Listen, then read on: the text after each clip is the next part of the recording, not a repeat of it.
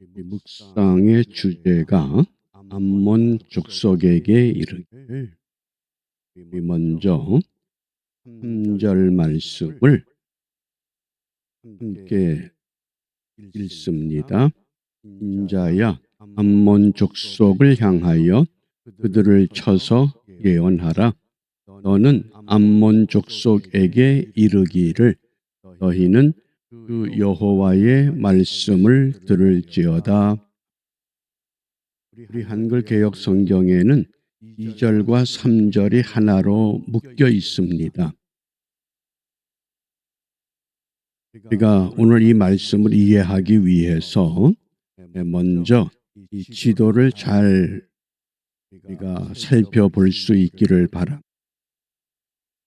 북왕국 이스라엘은 사마리아를 도읍으로 정하고 이미 기원전 722년 아수르에 의해서 무너진 상태입니다. 이제 유일하게 예루살렘을 도읍으로 하는 남왕국 유다만 남아 있을 때에 선지자 예레미야를 통해서 유다 백성들에게 하나님은 말씀을 전했습니다. 너희들이 앞으로 이 바벨론의 무릎을 꿇고 바벨론의 포로가 돼서 70년을 지내다가 돌아와야 된다. 그런데 선지자의 그 예언을 듣지를 않습니다. 그 결과 1차 포로 때에 다니엘과 같은 귀족의 젊은이들이 포로가 됐습니다. 2차 포로 때에 이 에스겔 선지자와 또 여호야긴 왕이 포로가 되어서 바벨론에 끌려가 있는 상태입니다. 이런 때에 하나님은 에스겔 선지자를 통해서 무엇을 말씀하셨는가? 우리 에스겔 1장부터 3장은 하나님께서 선지자 에스겔을 부르시고 제사장으로 임명하는 소명과 사명에 관한 말씀입니다. 그리고 4장부터 24장은 이제 남유다 왕국이 왜 멸망해야 하느냐, 그 다양한 원인들을 말씀을 하셨습니다. 그러므로 24장까지는 유다 왕국의 멸망에 대한 예언의 말씀이라고 하면 25장부터는 유다를 중심으로 한 주위의 이방 나라들, 그 이방 나라들이 유다와 마찬가지로 하나님의 징계의 심판을 받게 될 것을 예언하는 말씀입니다. 그 말씀이 25장부터 시작이 됩니다. 그러므로 오늘 25장에서는 대민족, 대나라에 대한 하나님의 심판을 말씀합니다. 암몬, 모압, 또 에돔, 그리고 블레셋으로 이어집니다. 그 에돔과 블레셋 사이에 거대한 나라 애굽이 있습니다. 그 애굽은 이 28장을 지나서 이제 하나님께서 좀 더 자세하게 애굽의 심판에 대한 말씀을 진행을 합니다. 이 순서를 잘 보면 유다 왕국을 중심으로 해서 시계 방향으로 암몬, 모압, 에돔, 그리고 블레셋, 그리고 이제 26장에서 위에 두로와 시돈으로 이어져 갑니다. 이런 지형을 이해를 하시고 오늘 이 암몬에 대한 하나님께서 왜 암몬 족속에게 너희들 하나님의 징계, 하나님의 심판을 들어야 한다고 말씀을 하시는가? 암몬이 어떤 백성입니까? 아브라함의 조카 롯이 소돔 고모라 성을 선택하고 그 땅에 정착했을 때 하나님은 그 땅에서 하나님이 원하는 의로운 사람들을 헤아리십니다. 그런데 하나님이 원하는 수가 채워지질 않았기 까닭에 결과적으로 그 땅을 심판하게 됩니다. 그때 그 성에서 롯과 두 딸이 생존할 수 있었는데 그 롯과 두 딸이 결국은 근친상간이라고 하는 관계를 통해서 롯과 큰 딸을 통해서 모압이라고 하는 민족, 모압 나라가 형성이 됩니다. 또 롯과 작은 딸을 통해서 벤암미라고 하는 이 민족이 형성됩니다. 이 벤암미가 암몬 족속의 시조가 됩니다. 그러니까 오늘 이 암몬이나 모압이나 이들은 유대 나라와 어떤 관계입니까? 쉽게 말하면 사돈의 8촌 되는 서로 가까운 관계입니다. 그럼에도 불구하고 이 암몬과 모압이 유다 나라를 도와주질 않습니다.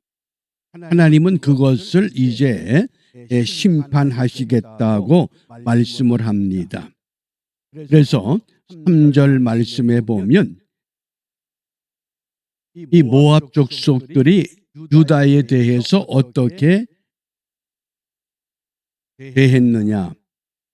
주 여호와의 말씀에 내 성소를 더럽힐 때에 하나님의 성전이 외부의 침략이나 외부의 우상으로부터 더럽혀질 때에 내가 그것을 대하여 이스라엘 땅이 황무할 때에 내가 그것을 대하여 그러니까 이 모압이라고 하는 이 암몬이라고 하는 이 족속들이 유다 백성들의 어려움을 어떻게 했느냐?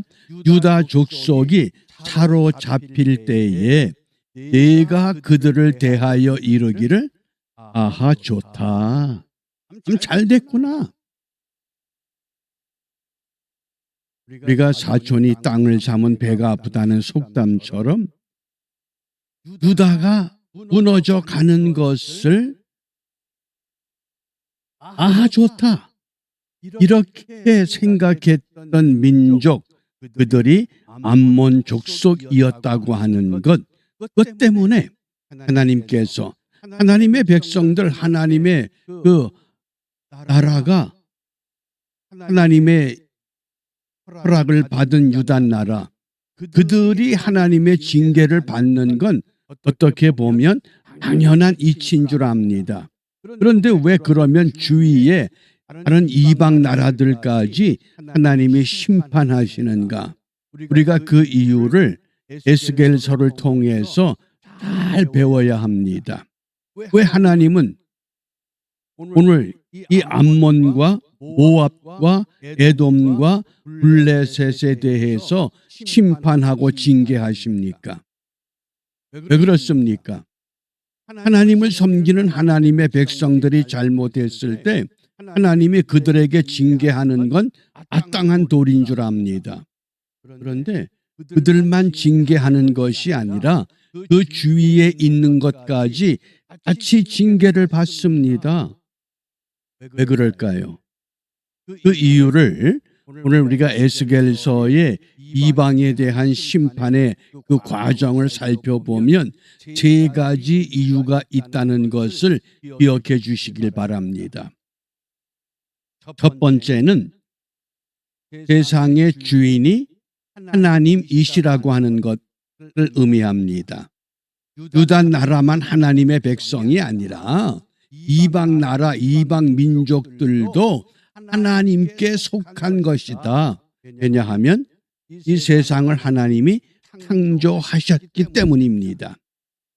그다음 두 번째, 하나님은 하나님의 백성들, 하나님이 허락한 나라는 반드시 하나님의 통치 방법을 따라야 됩니다.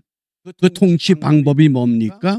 하나님은 공의와 그 다음에 정의를 원하시는 겁니다. 이게 하나님의 통치 방법입니다. 따라서 이방 나라들도 하나님이 허락한 나라들처럼 하나님의 통치 방법, 공평과 공의를 분명히 실현해야 합니다. 그런데 그렇지 않을 때 하나님은 반드시 그들을 심판하십니다. 그 다음에 세 번째, 하나님이 허락한 백성들, 하나님이 허락한 그 나라, 그것을 이방 나라들이 대적하고 공격하고 노략하고 도롱할 때 하나님은 굉장히 진노하십니다. 왜 그럴까요? 하나님의 백성들에 대한 노략이나 하나님의 백성들에 대한 희롱이 곧 하나님에 대한 대적이 되기 때문에 그렇습니다. 우리가 이 점을 간과해서는 안 됩니다. 이 세 가지, 왜 이방 나라들까지 하나님이 다스리시고 징계하시는가? 하나님이 이 땅의 주가 되시기 때문입니다. 하나님의 통치 방법이 실현돼야 하기 때문입니다. 하나님의 백성들을 대적하는 것은 곧 하나님을 대적하는 것이기 때문이라고 하는 것, 그것이 에스겔서 25장부터 이제 이 28장까지 32장까지 계속해서 이방에 대한 심판, 징계의 큰 맥락이라고 하겠습니다. 그러면 오늘 이 하나님께서 이 암몬 족속들이 유다 나라에 대해서 좋다. 너희들 성전이 무너지는구나. 너희들이 포로가 되는구나. 야, 신난다. 그럴 때 하나님은 암몬 족속을 어떻게 징계하시는가? 4절입니다. 그러므로 내가 너를 동방 사람에게 기업으로 붙이겠다. 그러면 너희들은 동방 사람에게 포로가 될 것이다. 동방 사람은 성경에서 갈대아 사람, 바벨론 지역을 말합니다. 좀 더 구체적으로 말하면 예레미야 49장 28절에 보면 바벨론 왕이 일어나서 이 동방 자손을 멸하게 될 것을 예언했습니다. 유다 나라만 무너지는 것이 아니라 너희들은 유다 나라와 가까운 혈족이면서도 유다 나라의 그 아픔과 그 고통을 함께 참여하지 않고 도롱했던 그 죄를 하나님은 반드시 징계하신다고 하는 것, 이것을 오늘 우리에게 분명하게 말씀하십니다. 그리고 이제 이어서 두 번째, 모압 족속에 대해서 하나님은 심판하십니다. 11절입니다. 내가 모압에 벌을 내리리니. 암몬과 모압, 롯과 근친 상간을 통해서 형성된 민족, 그 모압에게도 하나님은 벌을 내리시겠다고 말씀을 합니다. 롯과 큰딸이 관계를 갖고 모압이라고 하는 아들을 낳았을 때 그때 즉시 징계하는 것이 아니라 하나님은 그 과정을 지켜보시는 겁니다. 사람은 좀 급해서 뭐 잘못하면 당장 꾸짖고 야단치고 회초리를 드는데 하나님은 그러질 않습니다. 참고 기다리십니다. 지켜봅니다. 언제까지? 하나님의 정한 때가 있습니다. 그렇기 때문에 우리가 지혜롭다고 하는 것은 하나님의 징계의 채찍, 심판의 채찍이 내려치기 전에 미리 깨닫고 하나님 편에 돌아서는 것, 이게 지혜로운 삶의 모습이라고 하겠습니다. 암몬에 대한 하나님의 징계, 모압에 대한 하나님의 징계, 그리고 세 번째, 에돔에 대한 징계입니다. 에돔은 어떤 민족입니까? 에서와 야곱에서 그 에서가 에돔의 시조가 되는 아들입니다. 그 에돔 족속이 신약에 와서는 이두메 사람으로 등장이 됩니다. 이두메 사람이 곧 에돔의 후손들입니다. 대표적인 이두메 사람의 그 정치인이 헤롯 대왕이었습니다. 이 역사의 흐름을 잘 보면서 오늘 12절 말씀에 보면 나 주 여호와가 말하노라. 에돔이 유다 족속을 쳐서 원수를 갚았고 원수를 갚음으로 심히 범죄하였도다.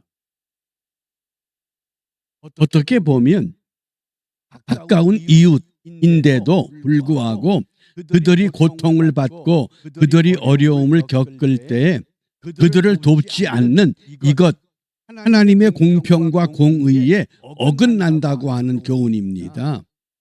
그러므로 하나님은 암몬을, 모압을, 에돔을 이렇게 심판하십니다. 그리고 오늘 본문의 네 번째 블레셋에 대한 심판입니다. 15절입니다. 나 주 여호와가 말하노라. 블레셋 사람이 옛날부터 미워하여 멸시하는 마음으로 원수를 갚아 진멸코자 하였도다. 이 블레셋 족속은 어떤 계열이냐? 함의 아들 미스라임의 후손들입니다. 미스라임은 애굽을 의미합니다. 그 줄기에서 블레셋이 형성됩니다. 원래 이 블레셋 이 주민들이 지중해의 그레데 섬에서 가나안으로 이주를 했습니다. 그리고는 그 땅의 원주민 아위 족속을 멸망시키고 그들이 그 해양 민족으로 강력한 힘을 발휘했던 족속들입니다.